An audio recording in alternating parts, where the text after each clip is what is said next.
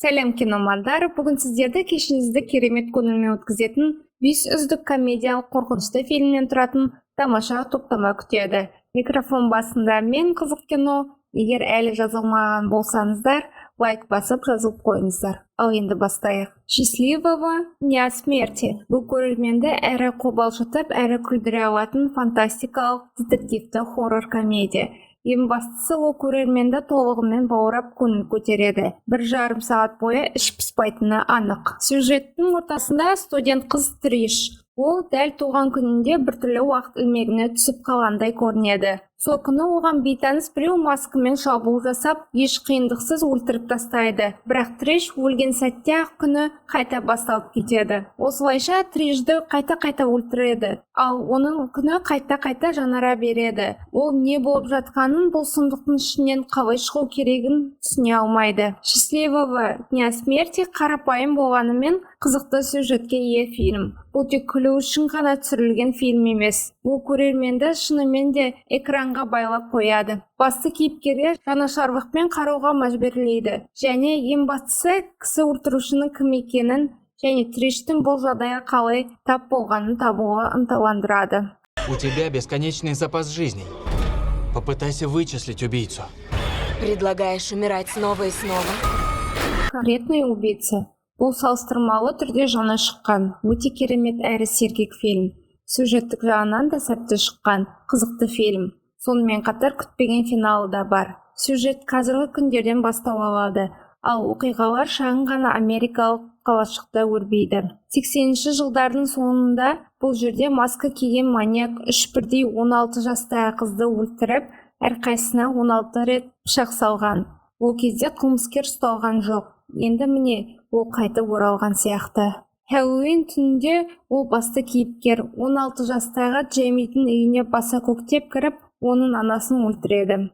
Ал одан әрі қарай нақты қалай болғанын айтпай-ақ қояйын. Джеймиге бір сәтте өткен шаққа, яғни 1987 жылға оралу сәті түседі. Сол кезде маньяк әлі кісі өлтірген жоқ, бірақ бұл әрекеттің жасауға жақын тұр. Басты кейіпкер бұл оқиғалардың алдын алуға тырысуы керек.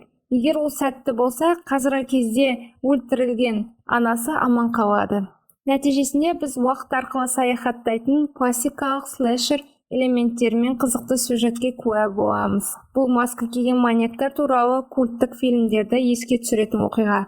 Және әрине фильмде өте сәтті әзіл де бар. Маған бұл фильм өте ұнады. Жеңіл, күлкілі, бірақ өзіне баурап алады. Интрига бар. 80-ші жылдардың атмосферасы сезіледі. Жалпы алғанда бұл фильмді көруге ұсынуға еш алмайсың. Я хочу сообщить, что сегодня вечером произойдет убийство. Смотрели фильм «Назад в будущее»? По сути, я сейчас живу в этом самом фильме, и поэтому знаю, что вечером кого-то убьют. Дич. Бұл нағыз драйвқа толы көңілді фильм. Ол пятница 13 мен Хэллоуин сияқты классикалық слэшерлерге, сондай-ақ дене алмасу туралы комедиялық фильмдерге көптеген сілтемелер жасайды. Фильм оқиғасы дәл пятница 13 стилінде өрбиді. Қауіпті психопат өлтіруші Мясник деген лақапатпен танылған қылмыскер аса қауіптілерге арналған психиатриялық ауруханадан қашып шығып 4 жасөспірімді өлтіріп антикварлық кинжалды қолға түсіреді. Көп ұзамай сол кинжалмен ол басты кейіпкер мектеп оқушысы Миллиге шабуыл жасайды. Бірақ қыз керемет жағдайда аман қалады. Келесі күні Милли маньяктың денесінде оянады, ал Мясник бейкүнә Миллидің денесінде. Осы кезде Миллиге достарына өз шын болмысын дәлелдеп, олардың көмегімен өз денесін қайтарып алу және өзі істемеген қылмыстары үшін сотталмау жолын табудан басқа амал қалмайды. Ал маньякқа бұл жаңа дене ұнай бастайды. Себебі осылай ол құрбандарына оңайырақ аңшылық жасай алады. Бұл фильмде трэш көп, бірақ бұл жастарға арналған жанр. Сондықтан мұндай трэш мұнда қауіпті нәрсе ретінде қабылданады. Бәрі дәл солай болуы тиіс сияқты. Кешкі уақытты көңілді өткізуге таптырмас фильм. Іш пыстырмайтын, тамаша көңіл көтеретін кино. Меня не убили. Ой, мамочки, что у меня с голосом? Я очнулась в теле маньяка. Новые жертвы Блисфилдского мясника. Культке айналған хижина в лесу алғашында қарапайым қорқынышты фильм сияқты көрінетін. Бірақ шын мәнінде өте ерекше идеяларға толы туынды. Бастамасы тым таныс. Бір топ студент демалыс күндерін көңілді өткізу үшін орманда хижинаға аттанады. Бірақ олардың әрбір қимылын бақылап отыратын және өте арам мақсаттары бар әлде бір ұйымның құрбаны болғандарын әлі білмейді. Фильмде зомбилер де, түрлі құбыжықтар да бар. Күлетін жері де, қорқатын сәті де жеткілікті. Жанрдың барлық жақсы дәстүрі сақталған. Бірақ ең қызығы оның сюжеті. Мұндай фильмдерде бұл сирек кездеседі. Сол себепті хижина в лесу жай ғана қара юморға толы хоррор емес, одан әлдеқайда терең дүние. Бұл фильм дайындалмаған көрерменді шынымен таңғалдыра алады. Ол барлық жағынан қызықты, күтпеген оқиғаларға толы және өте күлкілі. Әсіресе кешке достармен көруге таптырмас таңдау. Зашли в амбар. Их привели на убой. Начинаем вечеринку! Я реально тебе говорю, творится что-то странное.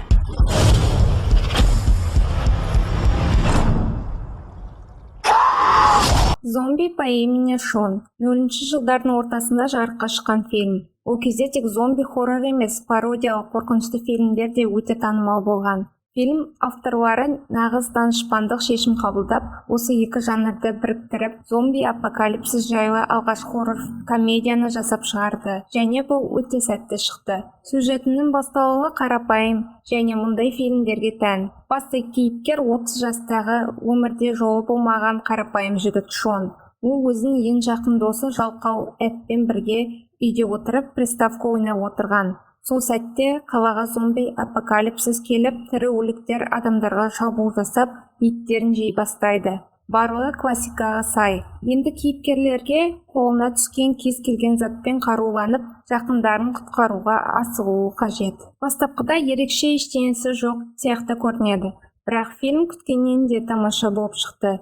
Себебі бұл туынды қазіргі таңда культке айналған, жоғары бағалар мен көптеген жақсы пікірлерге ие. Бұл фильм тек көңіл күйді көтеріп қана қоймай, кей сәттерде жүректі елжіретіп те жібереді.